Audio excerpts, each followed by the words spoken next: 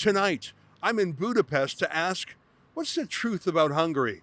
It's July 20th, and this is the Ezra Levant Show. Shame on you, you censorious thug!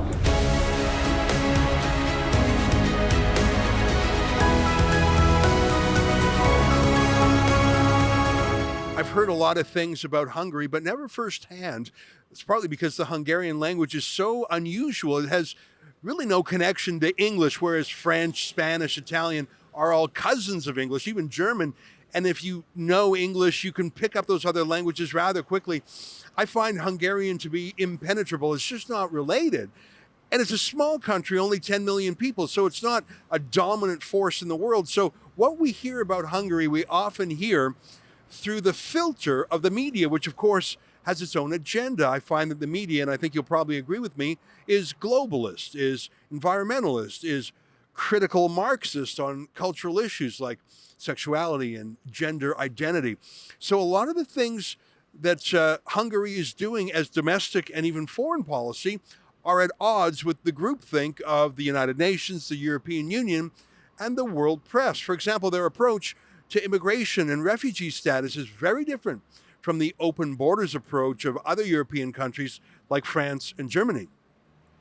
Also, Hungary believes in its Hungarian ethnic identity. In fact, rather than tearing down statues, they're rebuilding them, including ones that were destroyed in the Second World War and never rebuilt since. So there's a lot of interesting things about Hungary that we can't find out by reading the New York Times or the Globe and Mail or CNN. And I'm here for about a week. I'm in Hungary, and then I'm going down to Transylvania, a region in Romania that used to be part of Hungary, where there's a gathering of ethnic Hungarians. I'm going to try and learn a little bit more, and if possible, I'll see if I can get a one-on-one with Viktor Orban, the prime minister himself, who's been reelected 4 times, if I'm not mistaken. He's unpopular everywhere except in Hungary, and there's a reason for that. We'll try and find out. If you want to see all of our reports from Hungary, they're at a special website we put together called thetruthabouthungary.com. We crowdfunded our journey here, of course, as we always do. I'm here, and Lincoln J., our videographer. And if you want to chip in, feel free to do so at thetruthabouthungary.com. We're going to put all our stories from Hungary on that website. And here is a 1-hour interview I did. So that's a lot of TV viewing. It's with the executive director of the Danube Institute, which is an English language focused think tank that is designed to promote Hungary's interests and, frankly, the views of the government of the day, conservative, national identity, things like that. So he's coming from a point of view, and so am I. I thought it was an interesting discussion. Take a look and let me know what you think.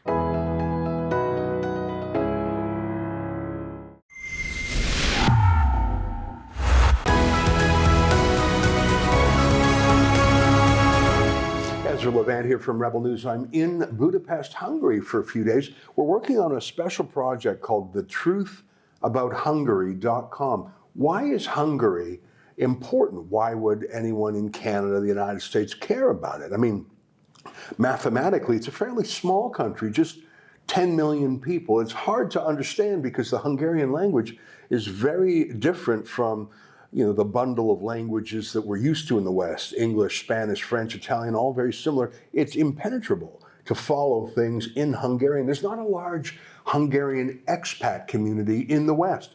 In Canada and the United States, there's a lot of Italian Americans, Irish Americans who still have an affection for the home country. There are some Hungarians in the West, but there's very few.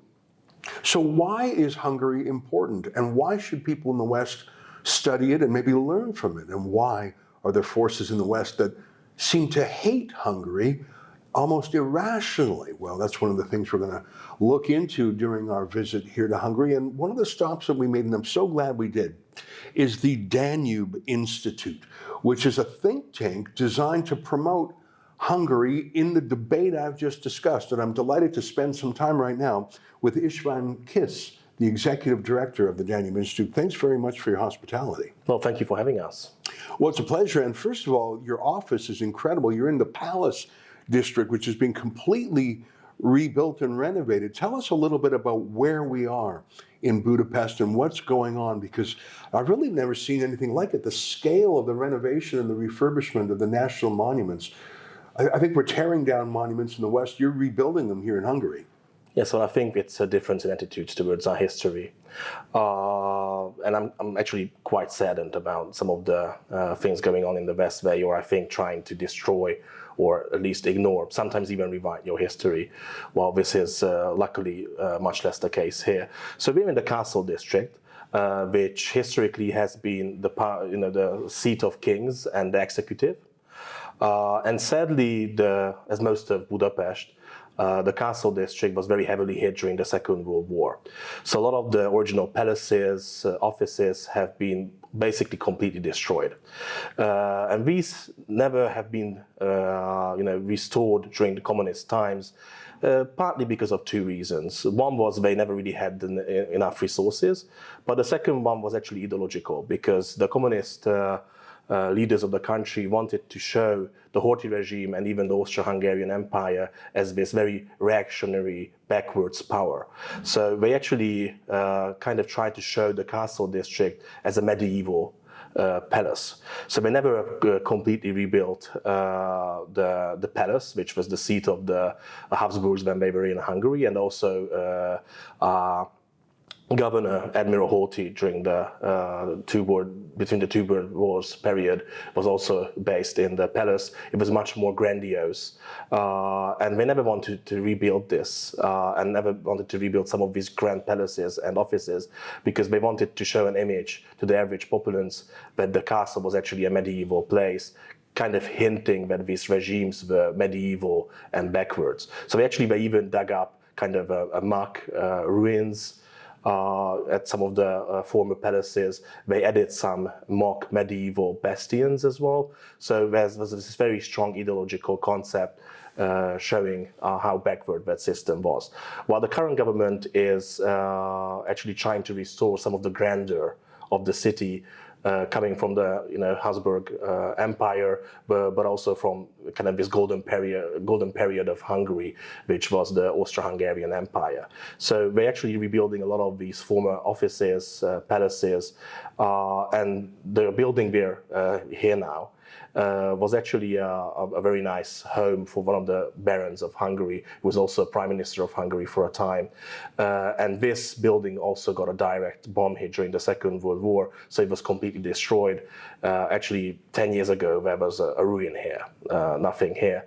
And actually, the Central Bank of Hungary rebuilt this building. They wanted to use it, but in the end, they gave it to the government.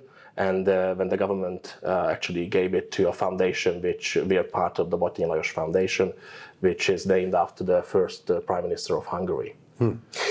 I think that when you only have 10 million Hungarians in the country, and a few million overseas, but it's a small group. And one of the things I hear from Hungary is that they want to keep the ethnic nature of the country, because there's no other place that's Hungarian.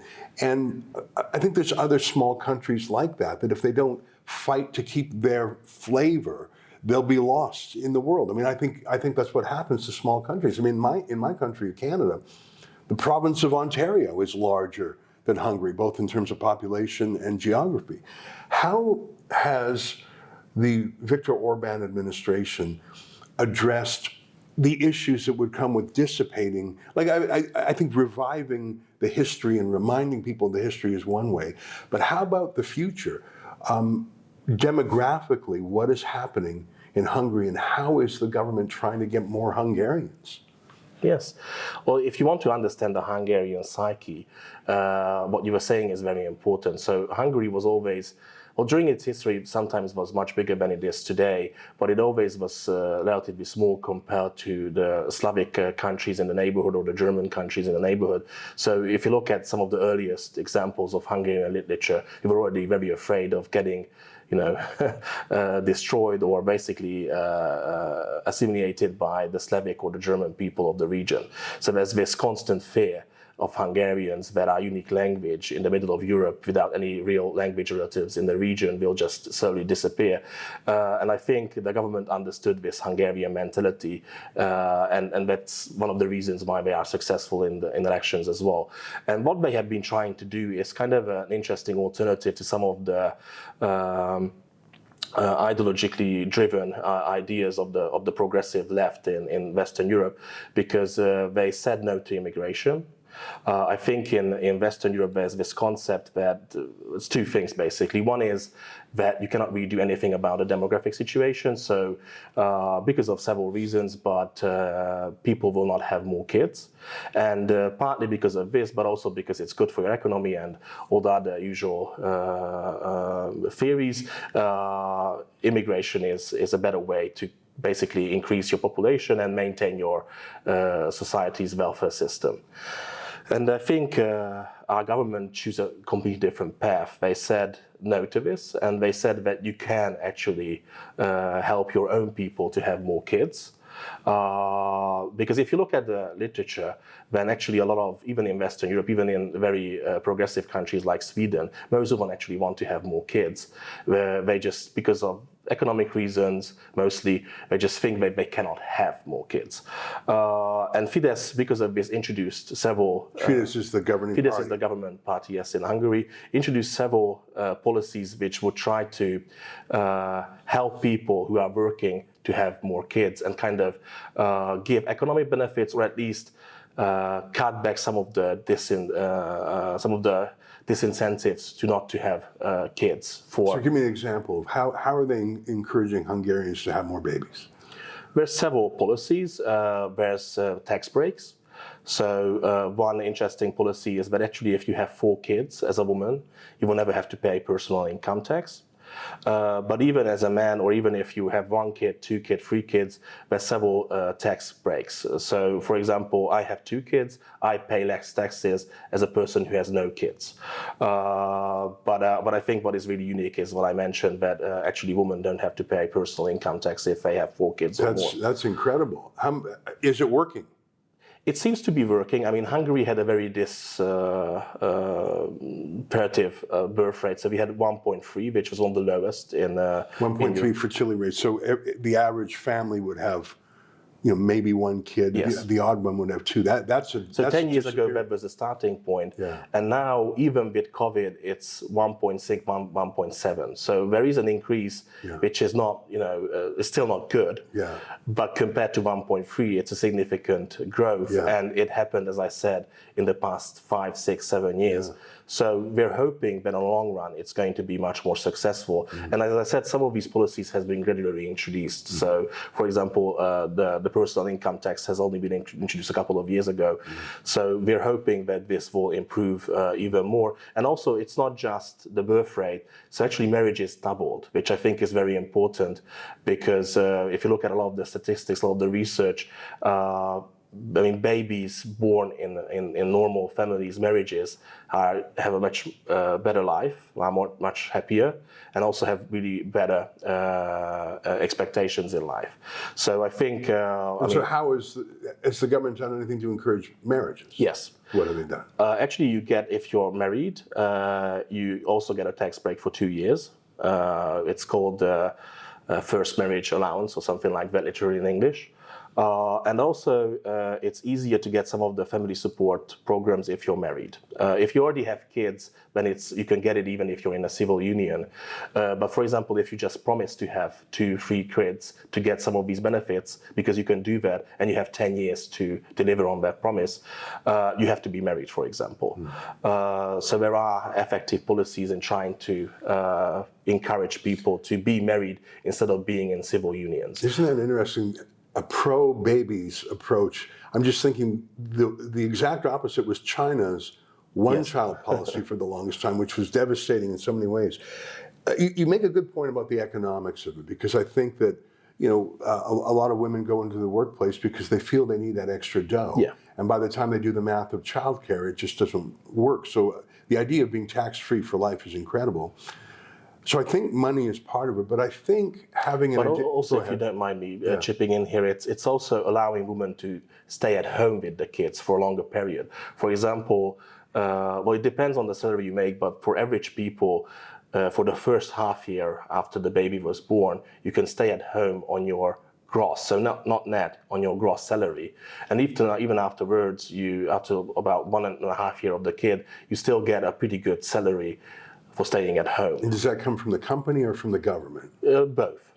So it's actually a nice policy, and it allows a lot of women to stay at home. And also they try to introduce policies which would help women to work part-time. So 4 hours a day, 20 hours a week, policies like that. So companies now actually encouraged to do that, and they can get tax benefits if they employ women part-time who have babies. So I think it's also, during coming into the economic side of the whole thing, it's allowing women to work a bit, have a bit more money, with having more children as well.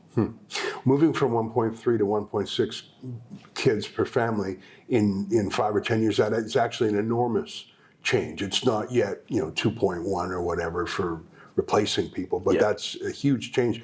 And I imagine it takes years for these things to kick in. But I don't think it's just economics. I think there has to be a feeling of meaning and purpose. And that's why I was, when we were coming in here to see the refurbishment, and it's not just of the buildings, it's the meaning and the history of the buildings and the identity, and if Hungarians can feel that they're part of a national project. And I sense this in some other countries too. For example, Israel, which has a high birth rate. I think that country, even though it's under tremendous stress, it has a mission and an identity and a team spirit. Everyone's in it together. They join the army together.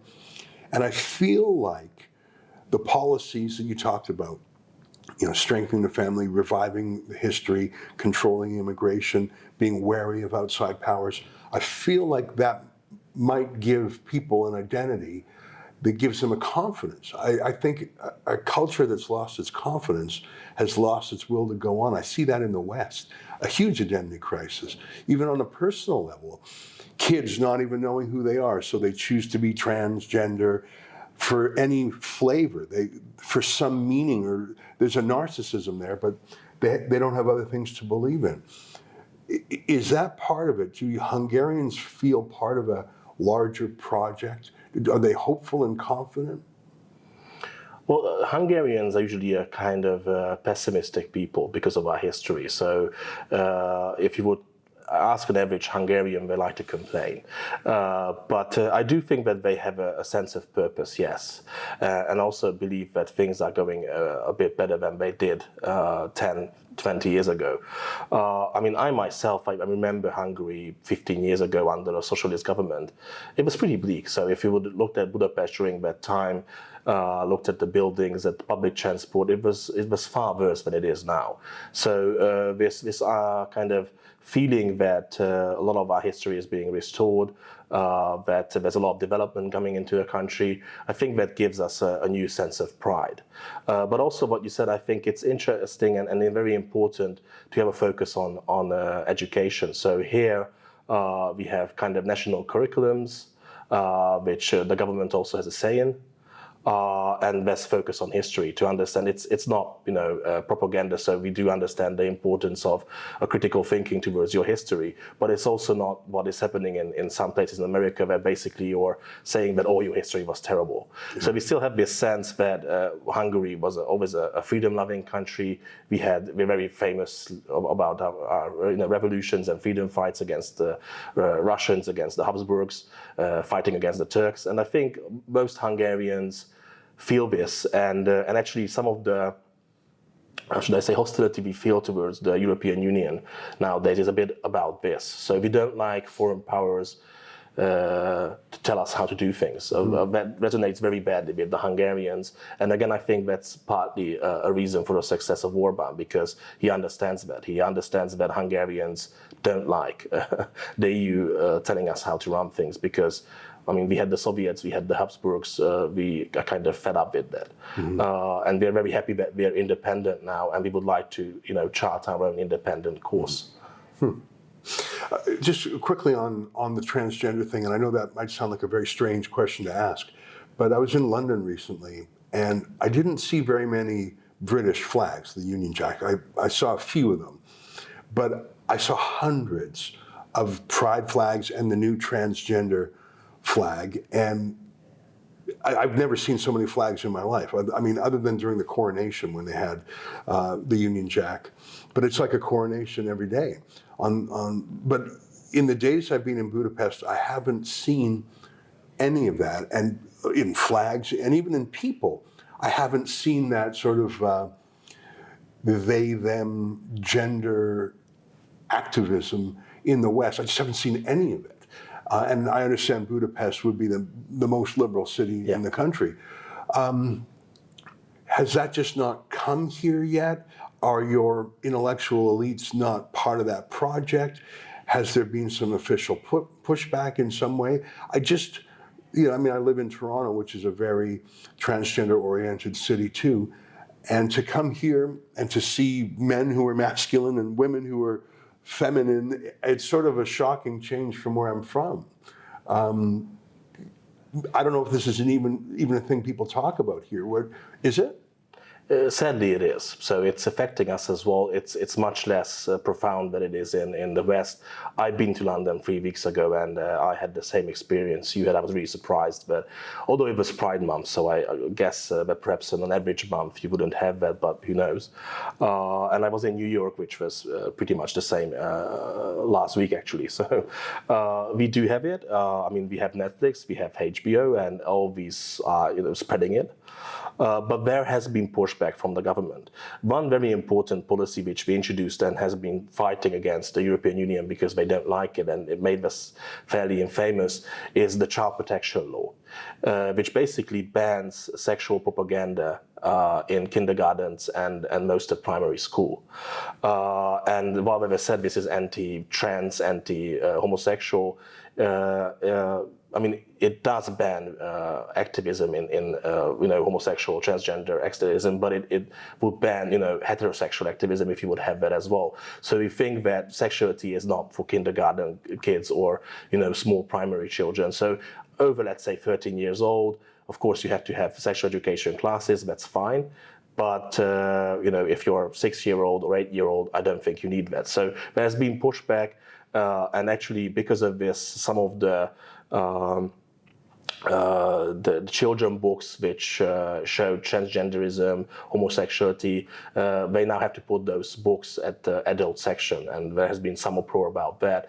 But there has been kind of a pushback, and also we've been trying to ban is perhaps a strong word, but now legally it's very difficult to change your gender in Hungary.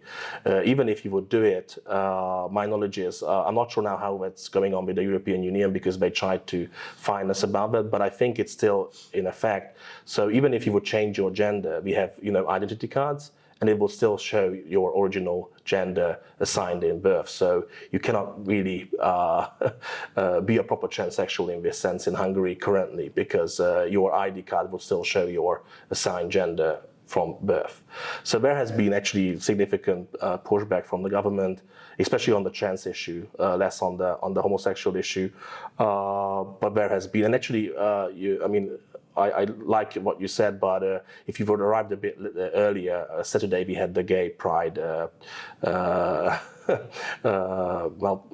protest, or I'm not sure how to call it, but the festival in Budapest. So on Saturday we would have seen a lot of homosexuals and transsexuals because each year you have that, and it's not banned by the government.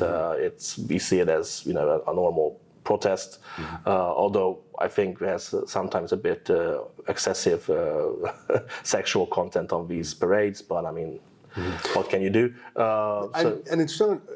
And I'm not necessarily criticizing a particular orientation. I'm just saying that the ideological, total institutional capture by a political movement aimed at transitioning kids, I think that's very different from a regular pride parade. That's how it.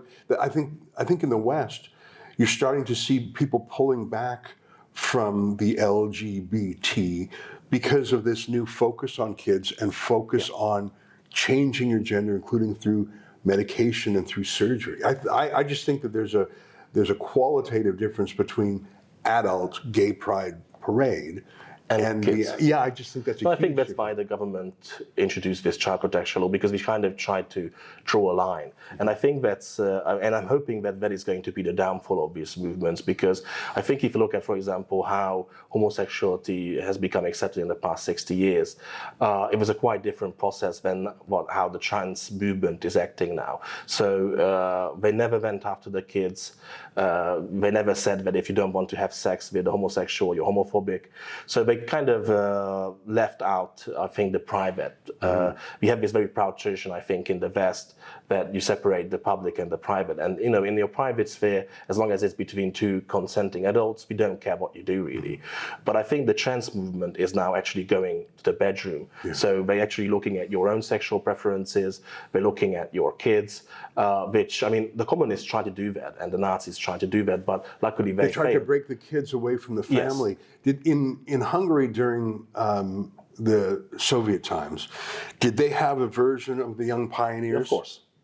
Where they turned kids against the families? They were trying to do that, and it was more before the 56 revolution. I mean, we had a very hard dictatorship, and afterwards, of course, there was a blowback after the revolution itself, but the regime became a bit softer.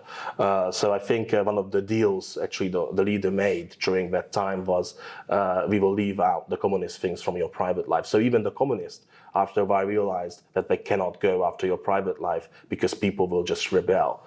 But they did try to do that, and it was very, very hardcore. So especially in the Soviet Union, if you look at it, you had kind of movements about trying to turn the kids against parents. Yeah. You know, if your parents said something reactionary or religious, then you should report it.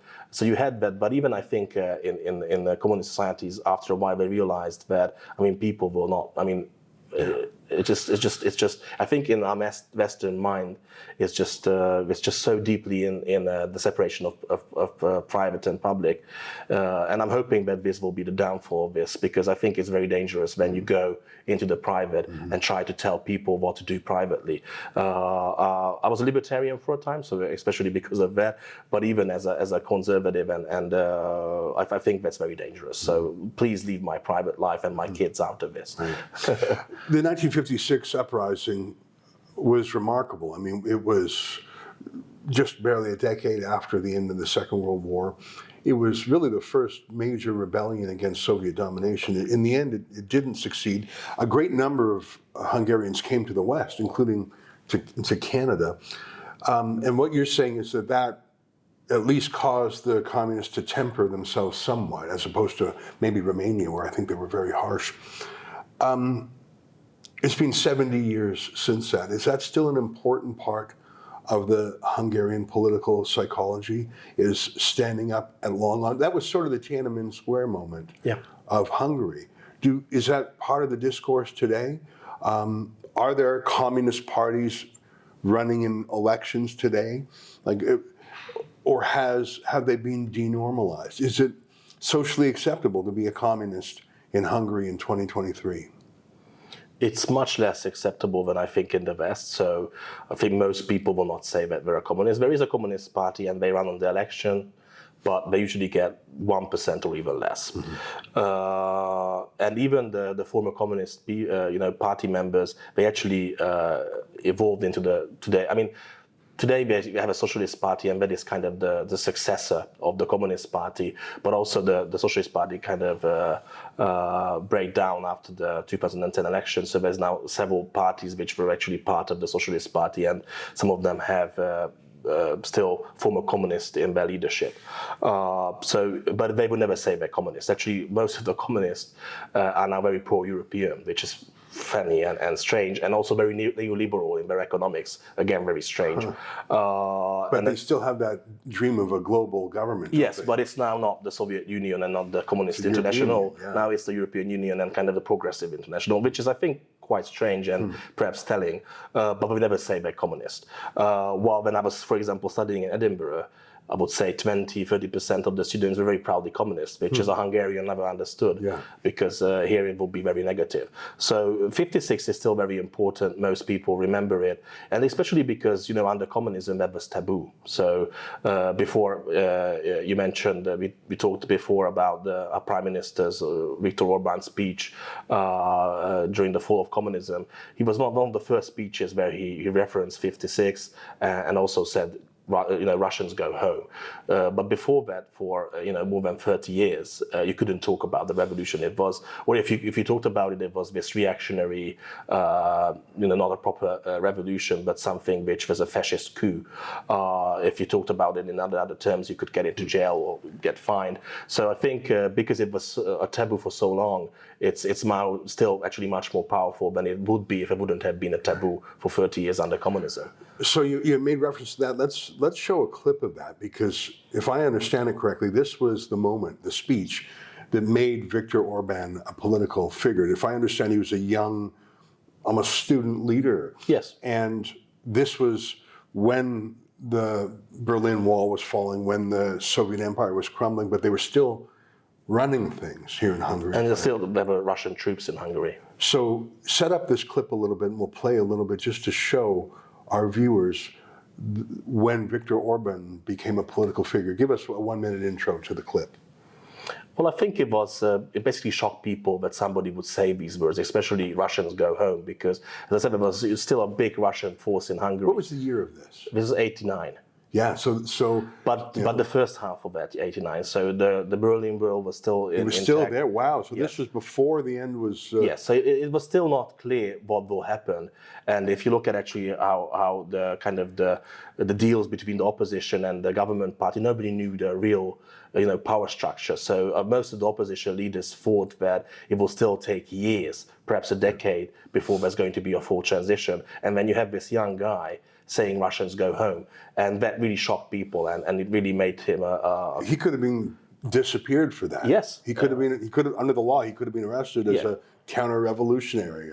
He could have been beaten by the police, detained, perhaps even thrown into jail. What was the reaction of others? So this was at an event. They were the regime was trying to increase its Hungarian bona fides by reburying a Hungarian hero. They were trying to say, no, we're actually with you, the people. Is that what it was? Yes, they were trying to kind of show 56 in a different light, and kind of acknowledge some of the past, some of the sins of the past. But I mean, there was a huge support towards Orban and towards, I think most of the communist leaders realized that there's this sentiment in the Hungarian population that we have to chart our own way and the Russians really have to go home. Wow. And that's why there was no real backlash in the end, because they realized that the people might not be with them. Here, let's watch a little bit of that clip. Polgártársak, az orosz megszállás és a kommunista diktatúra 40 évvel ezelőtt történt bevezetése óta a magyar nemzetnek egyszer nyílt alkalma, csak egyszer volt elegendő ereje és bátorsága ahhoz, hogy megkísérelje elérni a már 1848-ban kitűzött céljait, a nemzeti függetlenséget és a politikai szabadságot. Céljaink máig nem változtak. Ma sem engedünk 48-ból, így nem engedhetünk 56-ból sem. Azok a fiatalok, akik ma az európai polgári demokrácia megteremtéséért küzdenek Magyarországon, két okból hajtanak fejet a kommunista Nagy Imre és társai koporsói előtt. Mi azokat az államférfiakat tiszteljük bennük, akik azonosultak a magyar társadalom akaratával, akik, hogy ezt megtehessék, képesek voltak leszámolni szent kommunista tabuikkal, azaz az orosz birodalom feltétlen szolgálatával és a párt diktatúrájával. Ők azok az államférfiak számunkra, akik az akasztófa árnyékában sem vállalták, hogy a társadalmat megtizedelő gyilkosokkal egy sorba álljanak, akik életük árán sem tagadták meg azt a nemzetet, amely elfogadta őket és bizalmát beléjük helyezte. Mi az ő sorsukból tanultuk meg, hogy a demokrácia és a kommunizmus összeegyeztethetetlen. Jól tudjuk, a forradalom és a megtorlások áldozatainak többsége korunkbeli, magunkfajta fiatal volt. De nem pusztán ezért érezzük magunkénak a 6. koporsót. Mind a mai napig 1956 volt nemzetünk utolsó esélye, hogy a nyugati fejlődés útjára lépve gazdasági jólétet teremtsen. A ma válunkra nehezedő csődtömeg egyenes következménye annak, hogy vérbefolytották forradalmunkat, és visszakényszerítettek bennünket abba az ázsiai zsákutcába, amelyből most újra megpróbálunk kiutat találni. Valójában akkor, 1956-ban vette el tőlünk mai fiataloktól jövőnket a Magyar Szocialista Munkáspárt. Ezért a 6. koporsóban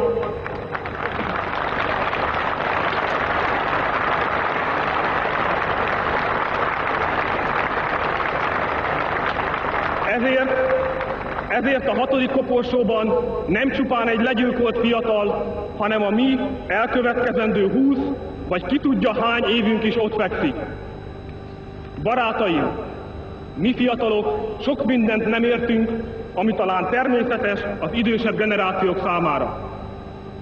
Mi értetlenül állunk azelőtt, hogy a forradalmat és annak miniszterelnökét nemrég még kórusban gyalázók ma váratlanul ráébrednek, hogy ők Nagy Imre reformpolitikájának folytatói.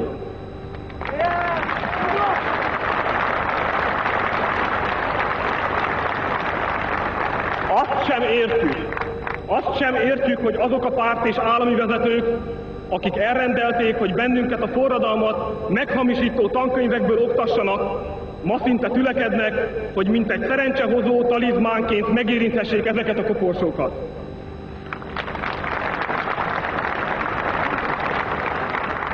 Mi úgy véljük, nem tartozunk hálával azért, hogy 31 év után eltemethetjük halottainkat. Nem jár senkinek köszönet azért, mert ma már működhetnek politikai szervezeteink. A magyar politikai vezetésnek nem érdeme, hogy a demokráciát és szabad választásokat követelőkkel szemben, bár fegyvere is ujjánál fogva ezt megtehetné, nem lép fel Lipengéhez, Pol Potéhoz, Jaruzelszkéhoz, vagy éppen Rákoséhoz hasonló módszerekkel.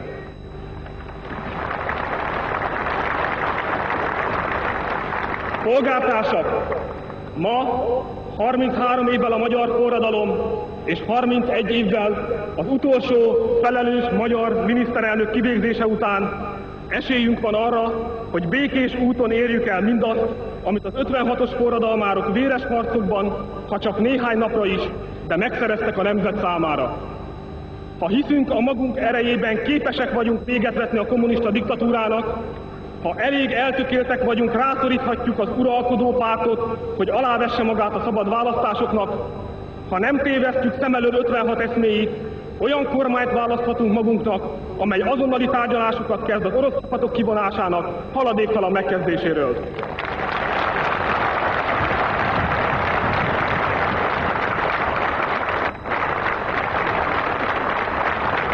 Ha van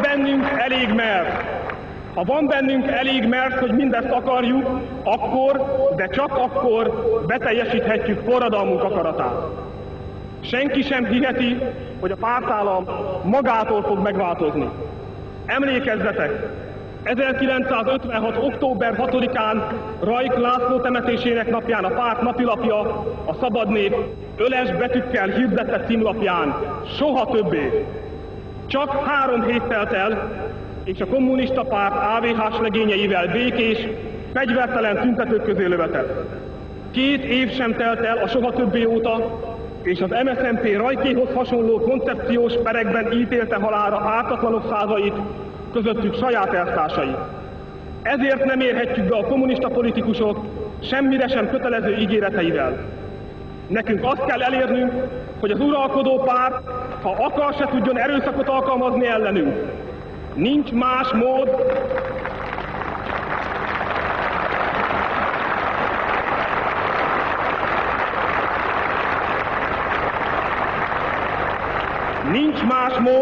hogy elkerüljük az újabb koporsókat, a maihoz hasonló, megkésett temetéseket. Nagy Imre, Gimes Miklós, Losonczy Géza, Maléter Pál, Szilágyi József és a névtelen százak a magyar függetlenségért és szabadságért áldozták életüket. A magyar fiatalok, akik előtt ezek az eszmék még ma is sérthetetlenek, meghajtják fejüket emléketek előtt. Nyugodjatok békében! That took courage. I mean, it's one thing to be a secret rebel, writing Samizdat and circulating it, but to be in the center of political life and saying Russian go home when they were there in their tanks, that really is courage. And I think of another Hungarian who is politically powerful, and I think of George Soros. And everything you've described to me today tells me why George Soros hates Viktor Orban. Orban is for limited, regulated immigration, not mass immigration. He's for an ethnic national identity. He's not a globalist like Soros. He's opposed to cultural Marxism in the form of transgenderism. He is skeptical of global governments like the European Union. Of course, Soros hates him. But that final comparison is that when it came to resisting tyranny, Orban stood up in a country where there were still Soviet tanks and said, Russians go home, whereas Soros, and he was only a teenager at the time, but he secretly collaborated, like he went around with the Nazis. And I'm not blaming a teenager for pretending he was a Gentile and hanging out with a Nazi officer who was expropriating. I'm just saying there were two paths. One was a path of cowardice and opportunity that George Soros took, and the other was a path of I'm going to speak truth to power that Viktor Orban took. It is no surprise to me that Soros hates Orban so viscerally. How did Orban win that battle? Because Hungary was sort of Soros's home turf. He's Hungarian. He's got so much money, it can really sway things here in Hungary.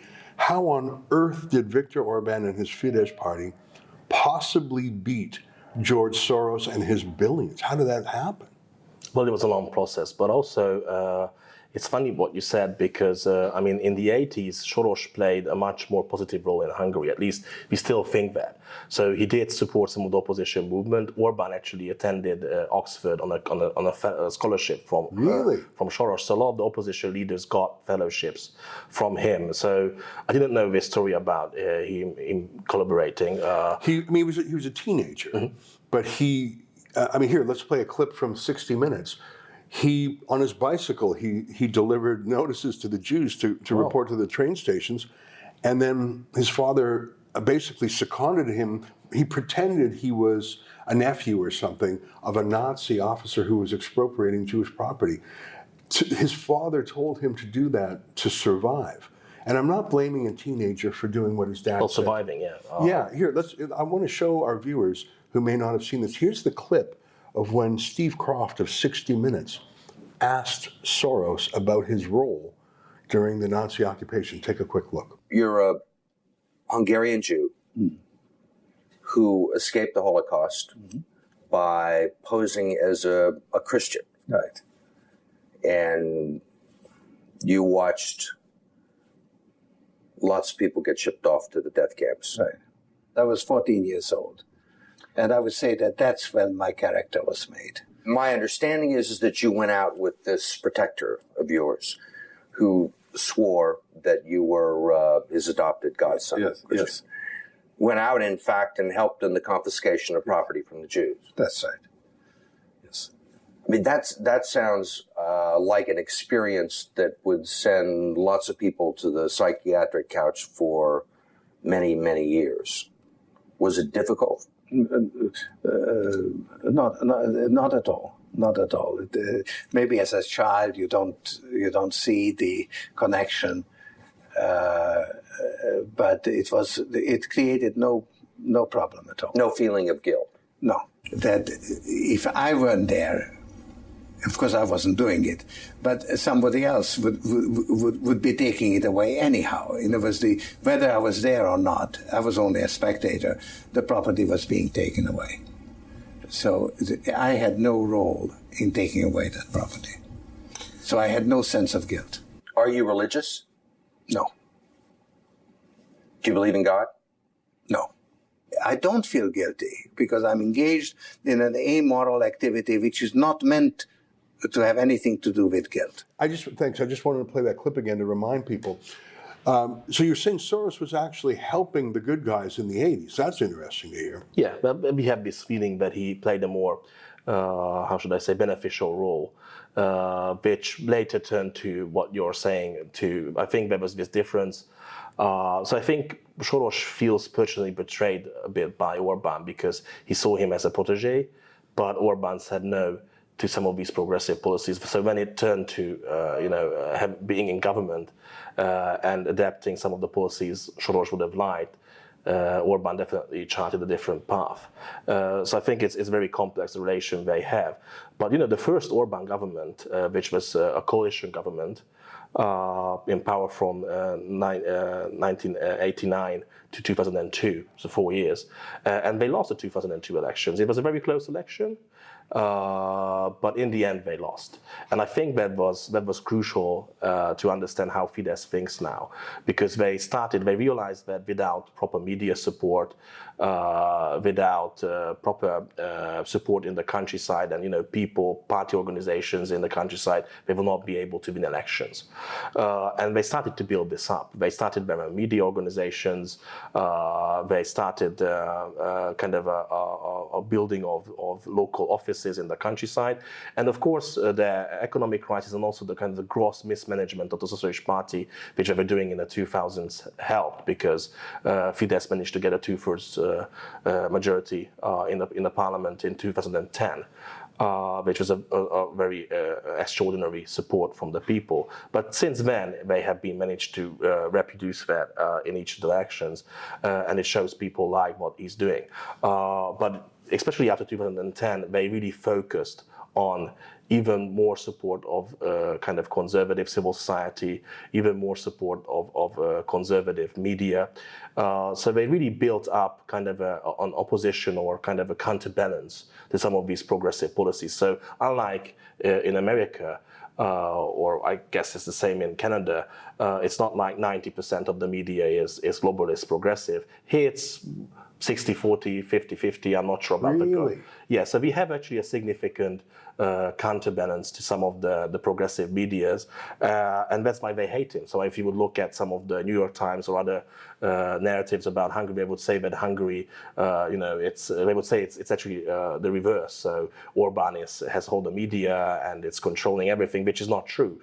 I mean, actually that's true in America or Canada, where the progressives are ruling all the media and there's hardly any outside voice. Here it's basically, I would say almost 50-50, but they hate that because there's people can see the other narratives quite easily. So I think, they needed this 8 years in opposition to kind of build themselves up. They needed some luck with the Socialist Party being so terrible.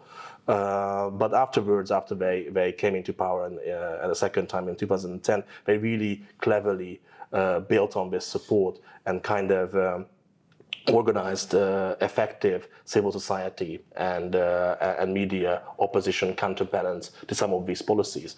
And that's why you have a flourishing think tank scene in Hungary. That's why you have flourishing right-wing media in Hungary now. And I heard that the U.S. just approved $25 million to set up independent media in Hungary, which, I mean, it's pretty obvious what that means. That means anti-Orban media. I was shocked to hear this. I just heard it, and I haven't had a chance to delve into it. Did that happen? And is that Joe Biden's administration really saying we're going to dig up your backyard? It's shocking to me. They would never do that in, say, Ukraine. They would never do that in... or in Germany or the UK. Yeah, it's astounding to me. Did that happen? Sadly, it did. And what's the reaction? Imagine if the reverse was true. Imagine if Orban sent $25 million. But actually, for a country of 10 million people, $25 million is an astonishing amount. You would have to be 30 times more money to have the same impact in the United States, because the United States is 30 times bigger. But imagine what if, let's say, Russia would do that with any country, or Iran, or China. I mean, that would be huge uproar. Well, I mean, just the math on that would be like almost $1 billion in America to have anti-Biden media. That would be a diplomatic incident. Yeah. What was the reaction here? Well, it's we feel that a huge betrayal. I mean, this is an ally. We are a NATO country. America should be our friend. And it's just, doing something like that is a huge betrayal. And I think it's a terrible move. But to make matters even worse, we had a kind of a coalition of opposition parties running against Fidesz. And the leader of that is quite outspoken. He's a bit like Trump in this sense that he will say things which a lot of people will not, but he's in a good way. And actually he went into one of the radios and he acknowledged that they got about $10 million from America for the election. So he's the CIA man. He's the CIA. Yeah, but I mean, imagine, if this would happen in America, that Hungary would be giving millions of dollars to parties. I mean, you would never. I mean, and how did Hungarians react? Like that is not a. Well, they feel that this person is basically a spy or is betraying Hungary and should be in jail. And was this before the last election that this came out? No, it was after the election. So, and actually, there's some talk about perhaps prosecuting this person because this technically is illegal. And also, it now turns out that the opposition mayor in 2019 might have got again a bit more than $1 million from American donors for his mayoral campaign. It's one thing to get money from American donors, and that may be illegal, and you got to follow the law. But when the U.S. government itself is funding people to take down, sorry. So that was technically it was donors, so we don't know who gave the money. Well, but it's kind of it seems that it was only one or two people, which again is quite. Well, I think we can guess who the one or two people is that's giving millions of dollars to in Hungary.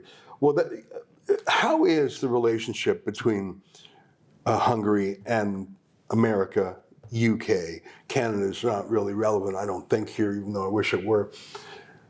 Hungary's been a NATO ally for almost 25 years. Hungary has a free market, or at least close to a free market. It feels Western, walking around the city. I feel more like Europe than Asia or Central Asia. It feels modern, not ultra modern, but modern. Is Orban facing the West or the East more, and is he being pushed away by the West? Well, I think he's trying. I mean, we're a Western country, and I think most Hungarians feel that, but with proud roots from the East. So according to our history, Hungarians came from somewhere from Siberia or the steppes, and a bit more than 1,000 years ago, we settled in the Carpathian Basin and built a state. And Saint Stephen embraced Christianity, and since 1,000 years, been this proud Christian Western power. Sometimes sadly cut off from Western development by the Ottomans, by the Soviets, but still there's this sense that we're a Western country. But besides that, I think Orban has been trying, as kind of a policy as a small state, to have fairly good relations with other powers in the world. And of course, the most infamous was Russia and China. But that's not just these countries. I mean, these got a lot of attention from Western media, but actually South Korea was one of the biggest investors for years in Hungary. So it was kind of a general global opening that, of course, we're EU members, we're NATO members, we're a part of an alliance, but we should, at least economically have fairly good relations with East Asia, with Africa, with the Arabic countries and others. So there is generally this concept that we should have good relations with them. But of course, as I said, there's this strong sense that we're a NATO member and we should, we will reach the 2% GDP, for military next year. So we're trying to be good NATO. Canada's only 1.38, so you're far ahead of us. Yeah, but also the Ukrainian war was kind of a wake-up call. So well, and let me ask you. But going back to what you originally asked, we do feel that. I mean, I'm very much a transatlantist, and I think our think tank is that. But it is increasingly being difficult to be that here because of all the bad things we're getting from the current American government, and Obama wasn't that much better. So what we feel from America is that they only care about transgender rights, social issues. Now, of course, there's a good excuse with the war that we're not doing enough in Ukraine. How about global warming? Is that a big deal here in Hungary? In Canada, that's all you hear about. In the UK too, net zero, carbon capture, green energy. Is any of that It's not as bad as it's there. And actually the government here tried to embrace some parts of it as a conservative government.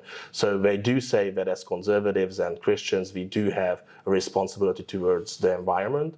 So they did try to do some, which I think was actually okay. So I think as a conservative, being against... But do they have a carbon tax? Are they saying outlaw fossil fuels? No. We would never do that. The net zero, do people talk about that? The craziness is not happening. It's more like we have to protect some of the environment. Well, I mean, no one would disagree with that. And we besides fossil fuels, we are happy to support solar panels and some of the alternative energy sources. So there is some form of that we should embrace some parts of it, but not go full crazy on the net zero things and others. So and I think it's been fairly. I mean, of course, you have some young people who are protesting sometimes about it, but it's usually like 100 people or something. So it is happening, and a lot of young people kind of sympathize with that. But it's for the time being hasn't been as. It's a bit like the transsexual movement that you have already kind of elements of it, but actually I think that was much stronger than the climate change movement here. I interrupted you. You said that there's this bundle of ideas from the West, transgenderism, open borders, etc., and that's making it difficult for Hungary to have a warm transatlantic friendship. How has the Russian interdiction, the invasion of Ukraine, changed things? Because, of course, Hungary is a NATO ally, but I see in English on Twitter, Viktor Orban tweeting calls for peace, which, I mean, who wouldn't be for peace? Well, I see a lot of people in the West saying, this is outrageous. If you're for peace, you're for Putin. Yeah. So where is Hungary on the war in Ukraine? On the side of peace, and it hasn't been very popular, not even in the region, sadly. So has Hungary given any weapons or training to Ukraine, or any money? Money, yes, and a lot of support. According to my knowledge, not actual weapons. He might have sent some ammunition, but I'm not 100% sure on this. Sent money? But money and a lot of humanitarian support. So, are there any refugees from Ukraine who have come to Hungary? Yes. They mostly use Hungary as a transit country, so most of them actually just go, but there are some of them here. And when they were coming, we gave them all the support, so we set up all the centers. We really welcomed them in very warm minds and hearts. And actually they were grateful for that. So sometimes they would acknowledge that how the Hungarians were very gracious, accepting all the migrants, helping them, and also sending these things. But of course, they always say that we're not sending any weapons and we're not giving enough support, but as I said, that's not true. I mean, I would say that we're doing 80-90% the same Poland is doing. We're just not sending actual weapons. Right. I mean, honestly, we don't really have anything to send because we're actually now, as I said, we are reaching the 2% GDP criteria. We are reshuffling our military. So the socialist government basically destroyed our military. They sent some of our last tanks to Iraq during the training of the Iraqi army after the fall of Saddam Hussein. So we don't really have that much equipment. So we got rid of the communists, but we are still getting the new American and German equipment to kind of reorganize and have a modern army and not the former Soviet army. So we wouldn't really have anything to send even if we wanted to. But I think there's this idea that we should try to somehow, make these two countries sit down and achieve some form of peace, because it's for Hungary, because it's a neighboring country, it's very bad economically. I mean, actually, ethnic Hungarians are living in Ukraine who are fighting in the war on the side of Ukraine, who are dying. So actually Hungarians are dying in this conflict, which a lot of people don't know. So we really have our skin in the game, and that's why we would like to have a peaceful resolution to this as soon as possible. Other than calling for peace, has Ukraine been involved in any attempts to have peace talks? I know that there were some meetings that Israel was involved in, and Turkey. Is Hungary involved with that, or is it just not really in the action on that? We try to do our best, and we have very good relations with both Turkey and Israel, actually, as a country. But I don't know about how these are going, and my understanding is that, I mean, neither the Ukrainians nor the Russians are very cooperative in these talks. Well, things are pretty dire. Well, listen, you've been very generous with your time. I guess I have one last question for you. I think that the story of Hungary there's a lot of stories about it, and there's a lot of great men. We're in a room with an extraordinary-looking gentleman on the wall. I mean, this That's country. Lajos Botyanyin, our first prime minister. He was actually martyred by the Habsburgs, so they shot him after the revolution we had against the Habsburgs. And what year was that in? That was, well, I'm not sure when they executed him. I think it's 1849, but the revolution was 1848, 49. I mean, this place is rich in history. We didn't even talk about the Turkish invasions and the battle. I mean, there's so much here. This is a country of momentous people, indispensable men, you could say. And that's my last question for you. As an outsider, and I acknowledge that my knowledge is pretty shallow, it seems to me a lot of things hang on Viktor Orban himself. From that stirring speech he gave almost 40 years ago, to his leadership of the party, to the building of civil society, the NGOs, the think tanks, the media, the organization. But he's not going to live forever. He might lose an election one day. What would Hungary look like when Orban is gone, whether that's in 4 years, 8 years, or tomorrow? Is there a group of people who could fill that leadership void, or would things fall to a globalist socialist who would undo the last dozen years? Because you can smash things pretty quickly. And I feel like Hungary has been rebuilt not just from the Soviet occupation, but from the socialist interregnum. And I like how it looks and how it feels. But is it dependent on that one man? Well, that's a difficult question. I'm hopeful at one hand, because I think we did manage to build a quite strong conservative civil society and think tanks, which I think most of them would actually survive a government change and could be active under a socialist government, let's say.